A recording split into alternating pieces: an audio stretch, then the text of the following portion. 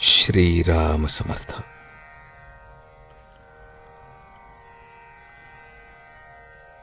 नामाकरताच नाम घ्यावे.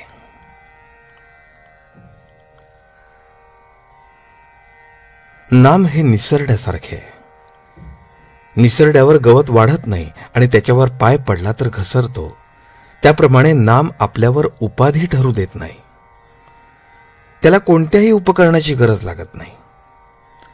रोगी निरोगी, विद्वान अडाणी, श्रीमंत गरीब, लहान थोर, स्त्री पुरुष, जातगोत यापैकी कोणतीही गोष्ट असली तरी अडत नाही, नसली तरीही अडत नाही. नामाशिवाय दुसऱ्या कोणत्याही साधनाला शक्ती, बळ, पैसा वगैरे कोणत्या तरी गोष्टीची मदत लागते. असे हे अत्यंत उपाधिरहित असलेले नाम आपणही अत्यंत उपाधिरहित होऊन घेतले तरच त्यात आपल्याला प्रेम येईल. आपण उपाधिरहित होणे म्हणजे नाम हे केवळ नामाकरताच, स्वतःच्या कल्याणाकरताच घेणे, जगातल्या दुसऱ्या कशाही करता न घेणे. आपण जर ते सकाम बुद्धीने घेतले तर इच्छित कार्यभागही साध्य होत नाही आणि आपले कल्याणही साधत नाही. सकाम नाम घेणे हे किती वाईट आहे हे सांगणे फार कठीण आहे.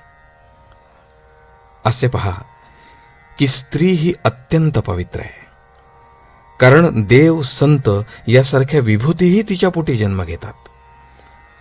अशा स्त्रियांना पळवून नेऊन अनितीने वागायला भाग पाडून त्यावर पैसे मिळवण्याचा धंदा काही लोक करतात. ही किती निंद्य गोष्ट आहे बरं. पण सकाम नाम घेणे ही गोष्ट त्याच्याही पेक्षा कितीतरी पटीने अधिक निंद्य आहे. म्हणून नाम हे नामाकरताच घ्यावे.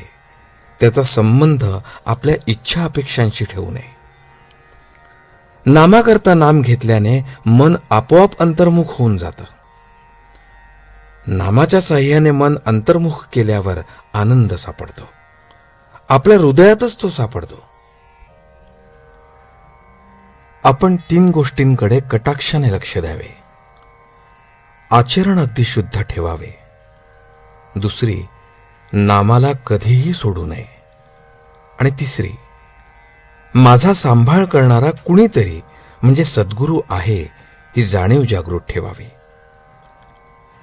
प्रत्येक माणसाला कशाची तरी विशेष आवड असते. त्या आवडीमध्ये राहावे आणि त्यात जबरीने नाम घ्यावे.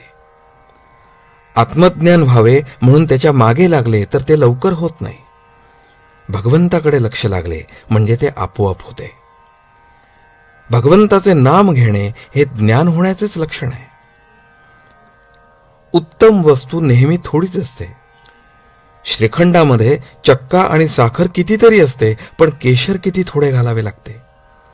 तसे भगवंताच्या नामाचे रोज थोडे पण अगदी मनापासून आणि मोबदल्याची अपेक्षा न करता नाम घ्यावे. ते फार काम करील. भगवंत हा सर्व सत्ताधीश खरा, पण एका बाबतीत तो लुळापांगळा होतो आणि सहज अडकतो. भुंगा जसा लाकूड पोखरतो पण कमळात अडकतो, तीच स्थिती नामाच्या बाबतीत भगवंताची होते. आजचे बोधवचन. पाणी हे जसे शरीराचे जीवन आहे तसे नाम हे मनाचे जीवन आहे. जानकी जीवन स्मरण. जय जय राम.